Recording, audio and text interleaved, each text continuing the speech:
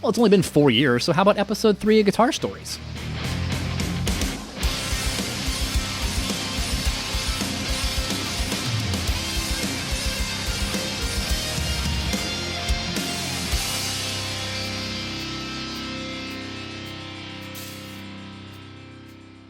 This is my 1988 Charvel Model 6 that is probably one of the first guitars I ever purchased with my own money as a kid. So the story of how it came my way is kind of an interesting one. I walked into the local music store one day and saw it, played it, fell in love with it, and couldn't afford it. Because that's how it is when you're a kid. Cut to maybe a month or so later, I had some money saved up, went in, gone. Heartbroken, we move on with life. A year or two later, I'm working full-time, minimum wage, washing cars, fresh out of high school. And I go back to the music store, and this thing's sitting there. I know it's the same one. It's a 1988 in a small town, same color. I had them check the serial number, too, and it's the same one. But I had the money. So I scooped it and promised myself I would never let go of it. But today is actually my final day with it, and here's why. I love it, and it sounds amazing. The individual switches for each pickup sound great. The mid-boost circuit. There's tones I've gotten out of this thing and a way it plays that I've never experienced with another guitar. But the reality is in these past 3 to 4 years, it hasn't appeared on a single song I've written. And to me, having a collection is great. It's so fun. But if they're just collecting dust, you're almost just doing a disservice to yourself and the other guitar players in the world. If somebody will play this and enjoy it, it should go there, in my opinion. So sadly, this is heading off to Texas today, but not without one final little hurrah. So let's go through the tones of it real quick here. We've got the master volume, master tone, basic, but the mid boost down below we'll save for later. So I'm going to zero that out for now, and we'll just go through the pickups. Bridge humbucker. Middle. And the neck.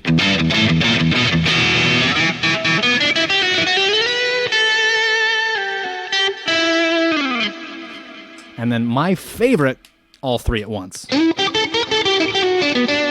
And if it's not quite enough bite for you, you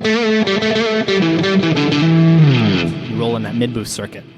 So to give you a quick demo of just that mid-boost circuit sort of on its own, we're running through the Axe effects right now with just a little bit of gain, a little bit of delay.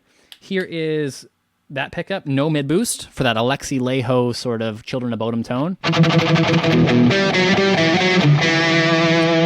Crank it up.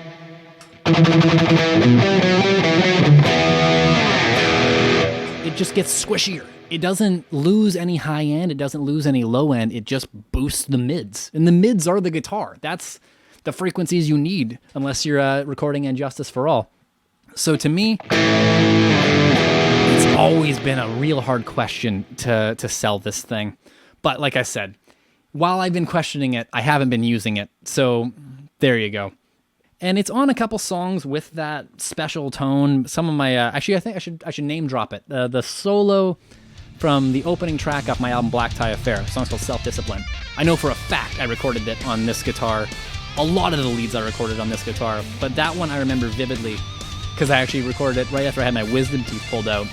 All these things, I mean, you bond with your guitars, or at least I do, when I go through things with them, let's say. So when I had that wisdom teeth surgery, for example, I spent a lot of my recovery time just playing guitar, and it happened to be this one at that time.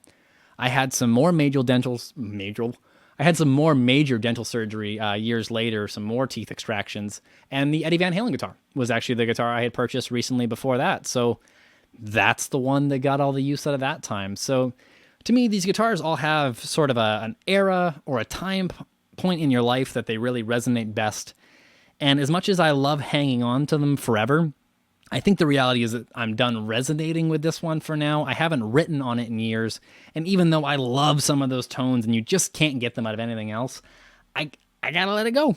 That's just the reality of it. So I hope the next guy down in Texas has just an awesome time with this thing. The neck is like nothing I've ever played before. These set neck, or whatever you call them, not bolt-on Jackson Charvels from the late 80s, early 90s are like nothing else. They've got Jackson and Charvel written all over them, both names. People get confused. The tuners say Jackson, the pickups say Jackson, headstock says Charvel, case says Charvel.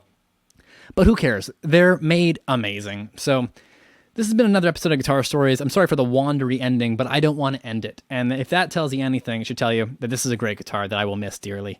So thank you for watching. I will definitely make another one of these telling the story about something back there next. And yeah, I've been Rick Chappell. You've been wonderful, and I will see you guys next time.